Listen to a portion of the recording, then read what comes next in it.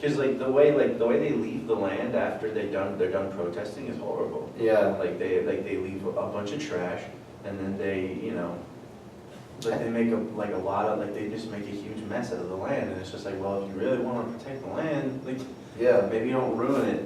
Don't ruin it, yeah, do a better job with the land and stuff. But yeah, I think that's one of the big differences that a bunch of commentators have pointed out. Like when the Tea Party went to with the Washington Mall and stuff, and they protested, like they picked up all their trash. They were so responsible that they left the place how they found it. Cleaner than Yeah, it was cleaner. before. There's no broken buildings. There's no stuff on fire or anything like that. There's no property damage. Yeah, I see the dumbest shit where people are defending Antifa or the anti-fascist flag wavers. So explain that to me, because I was a little confused when we were sitting at UCLA hearing David Rubin, and you wanted me to ask an Antifa question. What were you trying to get at? Because I wasn't sure exactly. I'm not that familiar with Antifa, but then what Antifa was is the just question? Antifa is just they're a group of people that advocate for their left-leaning ideals. Yes. They're against fascism or whatever. That's what they say. They say they're against fascism, but they're also pro-communism, pro-anarchism, things of that nature. Okay. So they're basically Bernie Sanders people. Well, yeah, but So- a little more. But they support Bernie Sanders, but they call themselves anarchists and Yeah. Cultural relativism, cultural Marxism. Ultra Marxists. Okay. Yeah. So what were you going to ask Rubin about that? I was going to ask about the irony of it because of their tactics. In UC Berkeley, they come to people that have differing political ideologies, people that aren't even fascists. Milo's not a fascist. He's Yeah, not he's even not. a white nationalist. Yeah. He's a gay Jew with a black boyfriend and a Catholic. Yeah. Neo-Nazis hate him. Yeah, my dad, the day after, the whole Berkeley thing happened, he's like, was a redneck, I'm just, that's very polite, I feel in terms of using some of those other buzzwords that throw around, but it's Milo's just a provocateur It's who doesn't give a shit I about. don't think British people can be rednecks, really. Yeah, and it's he's a British gay Jew, yeah, basically. He's a British gay, Jewish descent or Jewish heritage. Jewish heritage, but he's Catholic religion, and it's just these are all on the checklist of things that neo-Nazis hate. Yeah. So explain to me why he's a neo-Nazi. Yeah, it's they wouldn't accept him. Richard Spencer from the KKK would not be oh, come on into our party. Well, yeah, but Is he with the Nazi party or the KKK? Richard Spencer? Yeah. Spencer? I don't know. He says he's alt-right, but I'm just I don't know, because a lot of people in the alt-right, there's infighting between them where they're just this is not what we signed up for when we wanted to start this when we did this whole This thing. movement or whatever, And then the Nazis took it as an opportunity to say, this is what we want. Yeah. They say oh, that's cool, and also this, Yeah. and also kill the Jews. And it's what? And then everyone that kind of started the snowball is whoa. They're just hey, whoa, maybe I don't want this. This Yeah. is not what I want. I just want to support Donald Trump. Yeah. No, it's definitely. I think that the alt-right was sort of just trying to be a populist, yeah, conservative revolution. But then it just kind of got taken over. Yeah, it got taken over, but yeah, it's definitely interesting. I don't know. I found it very perplexing that Fleming Rose was no, technology is actually a thing that is limiting free speech, and I could understand because he was saying that you're living in an echo chamber on Facebook and social media. Oh yeah, where because when you click on a thing, it's Hillary goes to jail or whatever. You're just yeah, I like that. Yeah. Or if a liberal goes on and they see Richard Spencer gets punched in the face. It's yes, I like that. But then the Facebook algorithm says, these are the things you like, here are more things you might like, not here's what you need to hear. Yeah. They say, here's what you want. Well, it's also an individual liberty choice that you should turn on. You have the You responsibility. watch Fox, then you should turn on CNN or MSNBC, or you should look at the LA Times, New York Times. They have the freedom, but with freedom becomes the responsibility of making sure that you're well informed. Right. And making sure that you're not a complete idiot on on just basic like saying that he's gonna ban Muslims when it's really just a temporary moratorium. Yeah, you need to educate yourself a little bit better. What did you think about when he talked about migration? I sort of had a issue, like a 50-50 view, because he's. What did he say? I think he had migration. He said that like that is a problem, that we are seeing migrants from the Middle East and then from other parts of the world come into Europe, and Europe's had a big, multicultural and then pro-European sort of clash. But then he was like, having an ideological purity test is not something that should be seen. And some of it Oh, was. you're talking about Steve, the guy that was. No, this was Fleming was asked this question about ideological purity, and then he said that one of the reasons he thought that was a bad idea was because, like, right now in Europe, apparently, I'm not sure if it's across Europe or a lot of the countries, he said that you cannot question Holocaust. Oh yeah, I understand. Like, oh yeah, okay, I know what you're talking about now.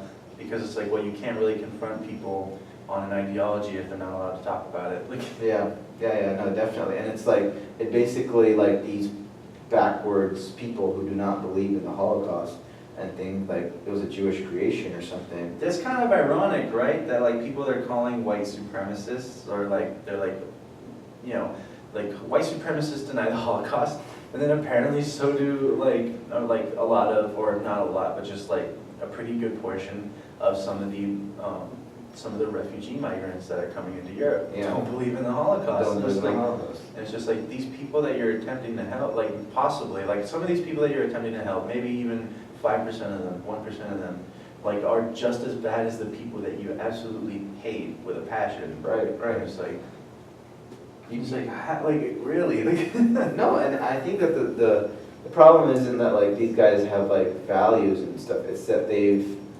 unfortunately, like Cecil, they've been indoctrinated. So they've been, from childhood been told that it's a Jewish creation and stuff like that. And it's so weird. Like this, like the whole conspiracy theory was my name you're saying. But yeah, no, I mean, it's just, I just feel like that, that like the whole, thing that he was talking about with migration, there is sort of a problem because these guys are bringing in values like that women should be covered and things like that, and then sort of having that dialogue, and it could lead to a clash, which is, no, women are not going to be going and being covered because we are a secular state, which France and a lot of those other countries were born on a secular, a revolution and things like that. And so for them, I think, to be bringing in extremely religious people, and that's like the basis of their living, it's sort of it's perplexing. I was talking with my roommates the other night about how when we were at the Dave Rubin talk, they were saying like, I was saying like, yeah, there were people like crying about the book that was on the table about, it was called, confront, like failing to confront radicalism, and I was like, yeah, and they were crying, and so then they had it like a university official like forced them to put the book away because they were crying about it.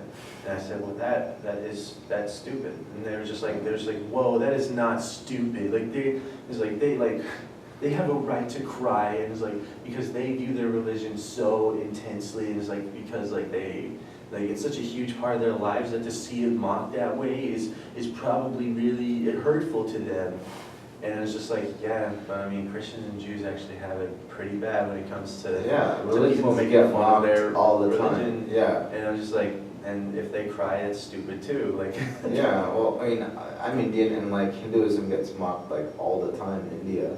I'm not Hindu, but it's like, I guess it's sort of become a norm for them. But like, if another religion like Sikhism or Islam is mocked, especially Islam, basically then it becomes a huge thing in the media, and like you got to be politically correct and stuff like that. And I don't know, like, yeah, I mean, if Islam, they're going to be talking about it, then they should sort of be open, and they shouldn't, they should be able to take the punches. Yeah, like their basic argument was just like, well, they shouldn't have to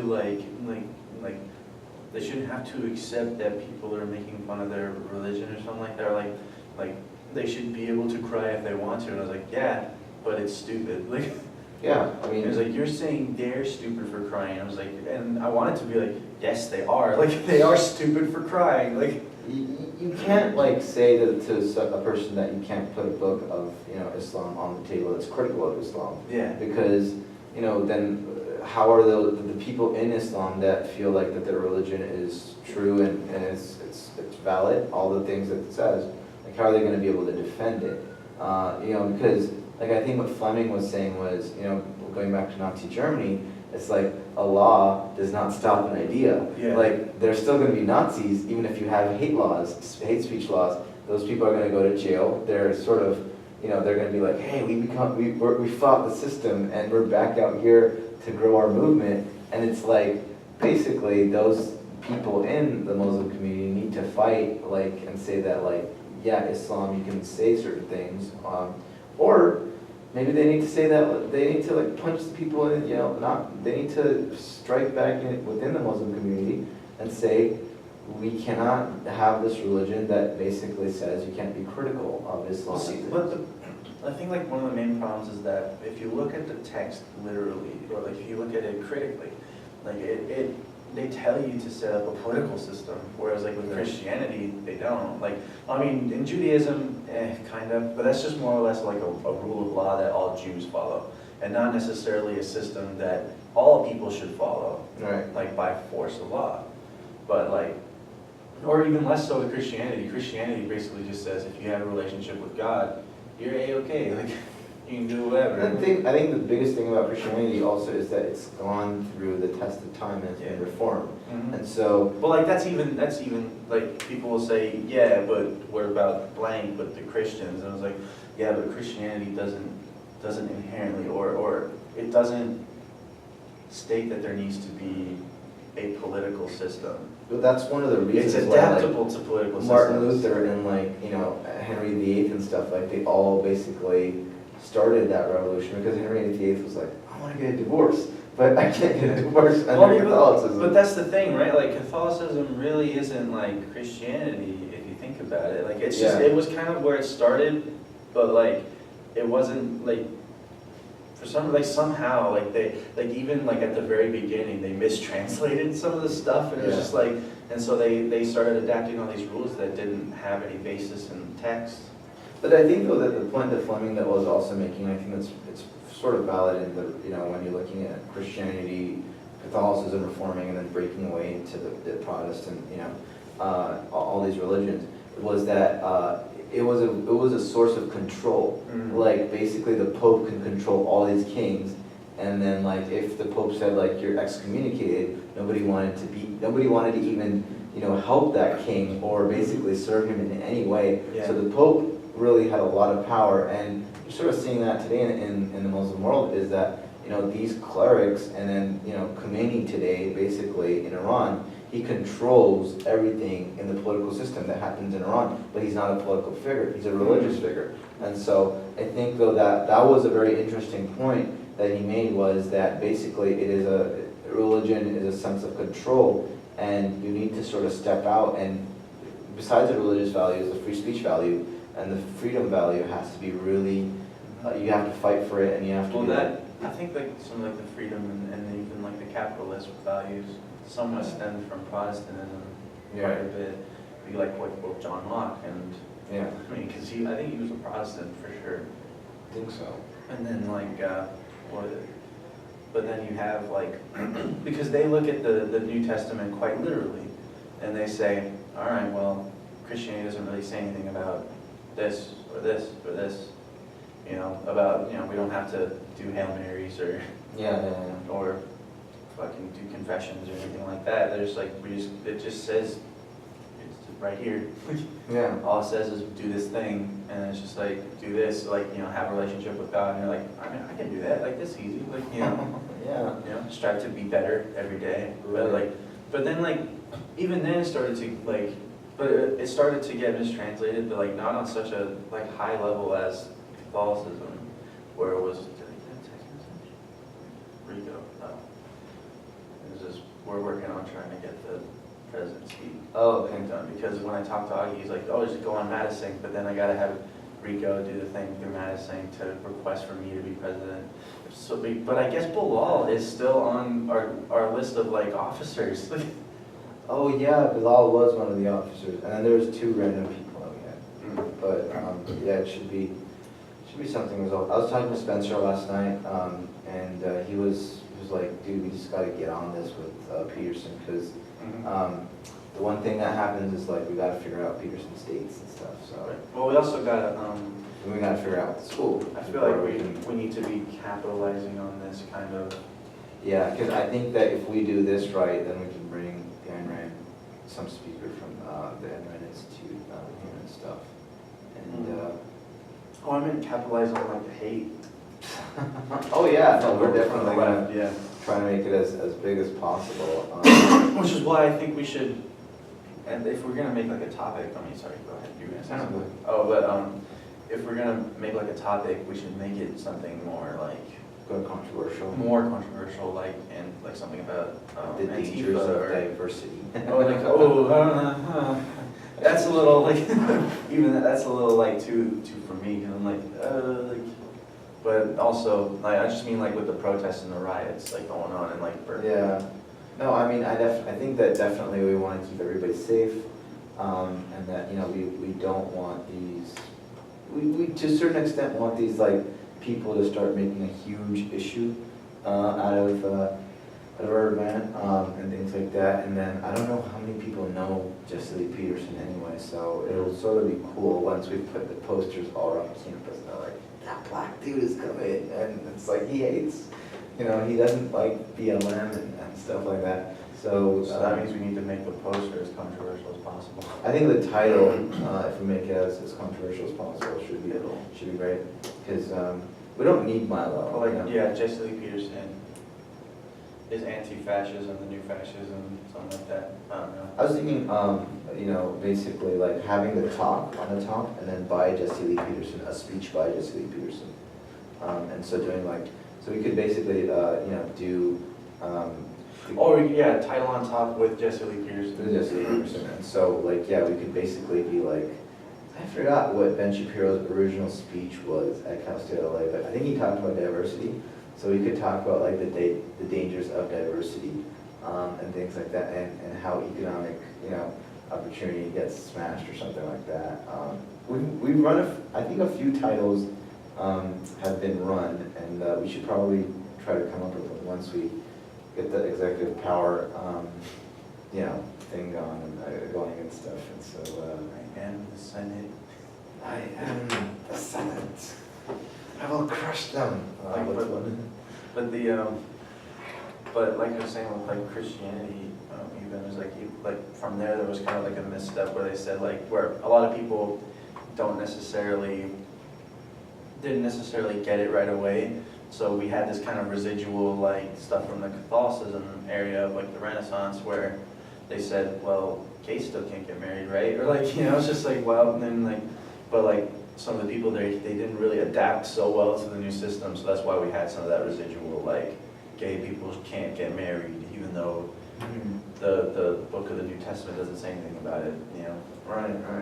But I think we're starting to come to this like time in Christianity where Protestant economic views and Protestant and ideological Protestant like morals are starting to come together.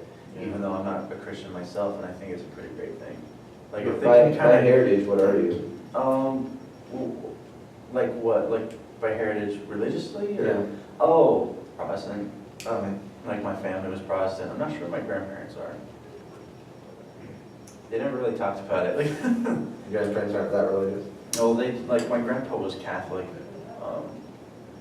but I guess one time he went to the church and he was like, he was there for the christening of the baby, and he was going to be the godfather, I guess. And then but then the priest came up and said you're supposed to give him $20 for like a donation to the church in order to do some crap. I don't know. Whatever. Yeah, ceremony. Yeah, like you're supposed to donate. But that's the thing, right? It's a donation, which means you don't have to. Like, so your so $20. Well, no, my grandpa was like, I only have like $12 in my pocket right now. And he's just like, so he just like walked in and was like, I have $12 in my pocket, can you just take it? And then the priest was just flat out just like, it's supposed to be $20, and so it's just like, God. I'm trying to offer you money that I don't have to give you anyway. It's a And you're gonna donation. be like this? Yeah. And he's like, I'm done with this. Like, so he's never gone back to like Catholic church or anything, so. Oh, wow. So yeah, but, you know. Yeah, it sort of is like, it's like that always, like, oh, why don't you help us out, or something like that. Pass the hat around under. Yeah, whenever you go to like, we used to go, see temple quite a bit, and then like, my dad actually helped build one of the temples. I think it's in the Northridge area here, and then we moved to Studio City and stuff, and like, some of the same people come up, my dad's like, no, I did that, and I did my, due share and I take things my like time. that. Yeah, like I gave a lot of money and things like that, and I believed in that, and so, then like, it's just like, I think it's like they don't know, like, all right, enough is enough. You sort of ask them once, and then like, you try to, be nice and sort of Redirect them, like, or not like, or you just be friends with them. oh yeah, exactly. You just be like, how's everything and stuff like that. Because, I mean, church and like, going to religious, or, places for worship, it is sort of a social, there's a huge aspect of that. And so I think that, it's sort of, some of them like are like, just money. It's like, all right, yeah, just quit. We know you're part of that committee that is gonna raise all that, but you can stop. And Yeah, it's just like, but the thing about religion should be, it should be voluntary, and it should be, like, of course, like, charity is looked as a good thing. Yeah. But, you don't want to coerce someone into giving you charity. Yeah, because it's gonna be like what happened to your grandpa. It's like, I'm not coming back. That's gonna be a place. Like, why are you doing this? Like, yeah. So I think some of those fathers, they're sort of stupid anyway. I mean, even if you look at the way people give in the United States, like, I think 90% of it is all done through churches and religious organizations. So people are giving, to those causes like of faith-based communities, because then they go and they do education, they try to work out, help hospitals, they try to do a lot of different things through the umbrella of the church. And so it's just like, I think that like, yeah, they shouldn't force it, because sometimes there are people that are like, all right, these are the people that come to our church, they sign in or whatever, that like we should go and talk to them and stuff like that, or that's one of the big things. But yeah, a neighbor of mine's like he is like a Venezuelan, he loved Hugo Chavez when he was alive, and he's like a big socialist, and he's like, we're gonna be living in a theocracy now. And I was like, why? Trump signed this thing, because he was at the daily breakfast, he was at the breakfast, that they do in Washington, and like, he's basically like, I am gonna destroy that rule. Like, he went like, like Trump is, like, he goes all hardcore. what rule is that? I remember you telling me someone was telling me, he's like, I'm gonna destroy It's this basically, rule. this rule doesn't allow like churches and pastors and stuff from speaking out politically. So it limits their political rights and expression. So now what you'll probably end up seeing is basically like, they will go and they'll let the churches, they won't have to figure out a new entity, but they can just basically go and say like, yeah, abortion is not right, we're gonna lobby against this, we're gonna put some of our funds against this and stuff like that. And so, and I was just thinking about it, like, people in the church can do whatever they want. And then it's the other thing also is like, if you look at like Muslim organizations, like, okay, yeah, maybe the temple committee is a nonprofit, a 501c3, and they can't lobby, for specific values that they hold. But then they'll just go and create the Council of American or Islamic Relations, or they'll create some other entity that's gonna. It's basically the same people. The same people, the same money. And they're basically going to be like, all right, yeah, those guys are basically our lobbying force. So, I mean, I don't know how, like, in Christianity, but I know, like, for a fact that, like, in a Sikh temple, what we do is, like, everybody drops some money, right? And then, like, everybody, what we do is, some of that money goes towards, like, having the Sunday lunch that everybody cooks from scratch. Hello. Hello, we are over. Good. Did you guys talk about a lot of things? Yeah, politics and all the other different stuff, travel, Food. religion, the David Rubin event. Okay, very